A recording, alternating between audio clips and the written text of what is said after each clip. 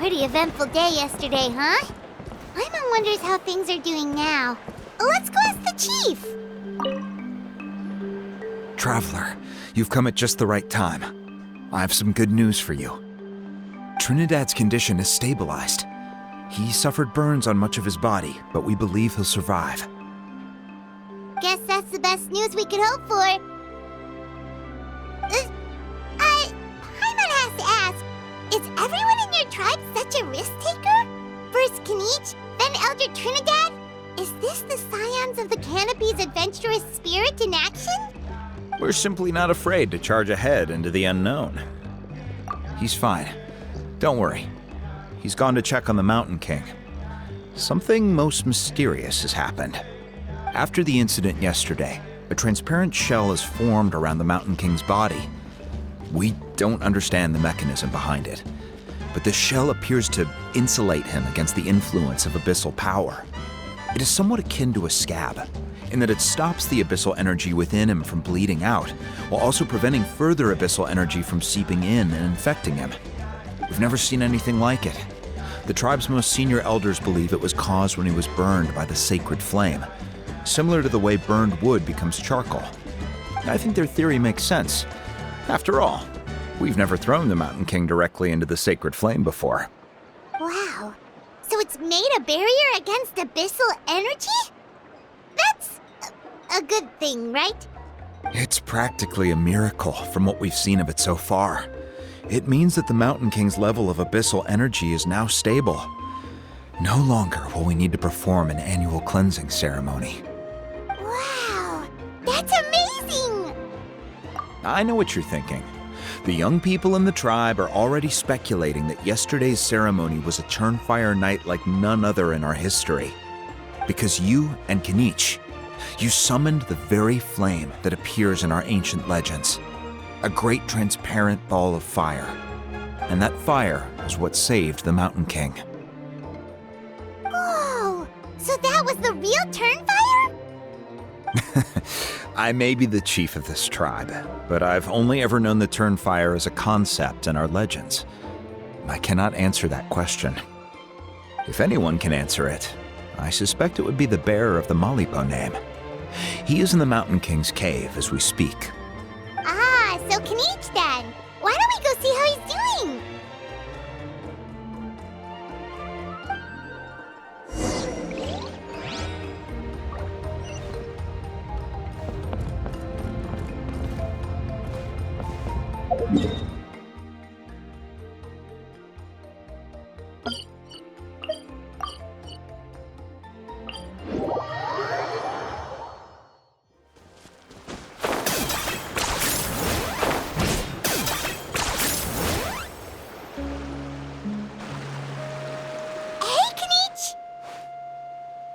Hey yourselves.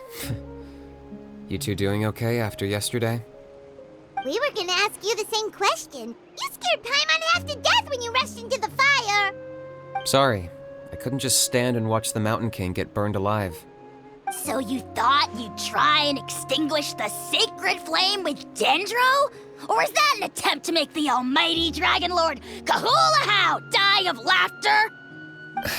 The sacred flame only possesses a fraction of the Pyro Archon's power. It's not as if I was fighting the Pyro Archon herself. Kinich, when you went into the flames, were you intending to, Intending to what? do the same thing as Burkina? Sacrifice myself? Of course not. My focus was on keeping the Mountain King alive, not on what it would cost. But now I'm curious. What made you think I was going to sacrifice myself? Well, because everyone's saying the Turnfire is what saved the king last night. And Ponche's theory was that summoning the Turnfire is a tit-for-tat exchange, right? So, Paimon thought you decided to pay for it with your life. So you've heard that rumor too. I'm afraid I can't say for sure. What happened yesterday was a first for me too. Well, even if you don't know, there's probably no one in the world who does. What I would say is, if that really was the power of the Turnfire, I'd sooner believe that the Mountain King summoned it himself. The Mountain King? Then what price did he pay? The core meaning of price is not atonement or compensation, but what you're willing to give up in order to obtain what you want. It's easy to die for your sins. Much harder to live with the guilt and keep on going. In the end, the Mountain King chose the latter option. For Burkina and for the tribe. That's the price he paid.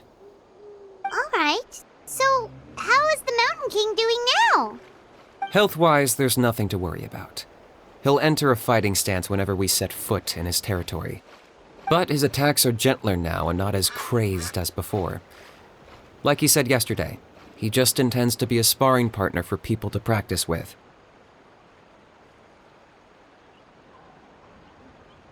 Yeah, I tried communicating with him again, but he didn't respond.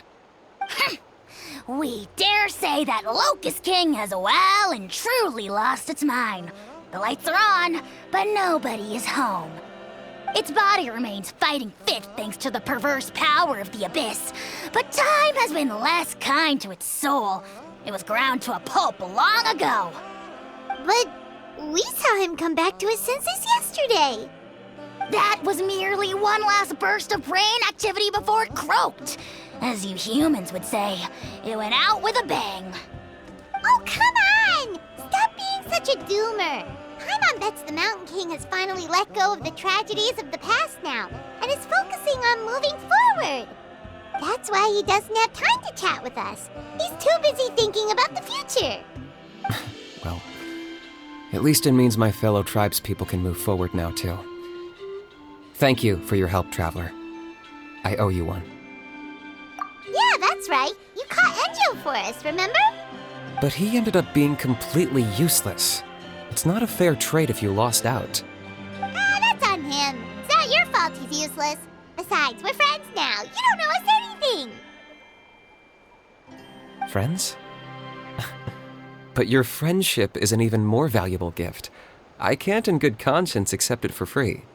So promise me, if you need anything in the future, you'll come to me. For you, I'll do anything.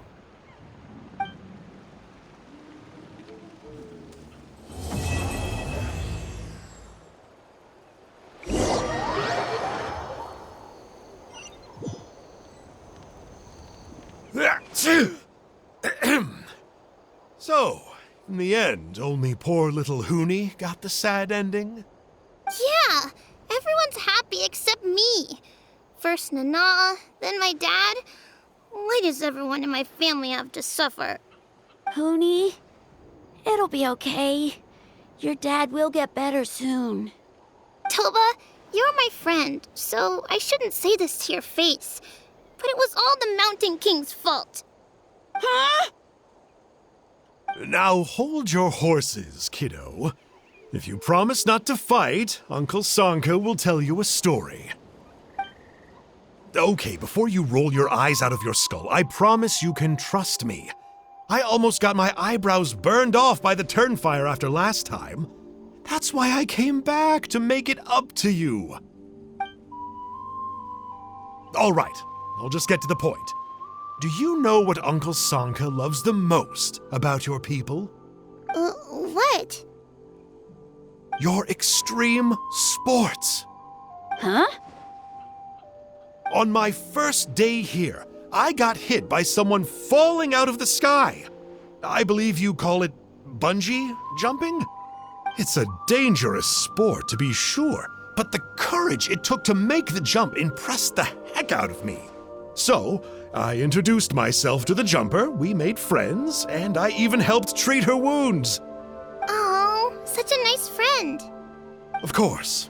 Anyway, the good times didn't last, because I got captured by a powerful foe, so we had to part ways for a while. In the hands of the enemy, I was scorned, scolded, and nearly given away as a gift. Oh, it was so humiliating. A horrible experience to look back on. Why does Uncle Sanka always have to suffer, I thought. So I feel your pain, Huni. I was in the same position.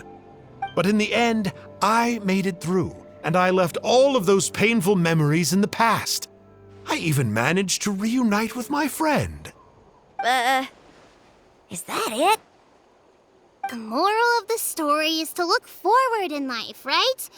Yeah, we've heard that one millions of times. Sorry, Uncle Sanka, but you're not cut out to be a teacher. Very smart, Hoonie, but not quite smart enough. What I'm trying to tell you is that after I reunited with my friend, I found her injuries were all healed, but she really missed her family. So, I thought you might like to see her too. She's right behind you. Turn around and see. Another trick about not turning back? I'm not falling for that one again. Huh?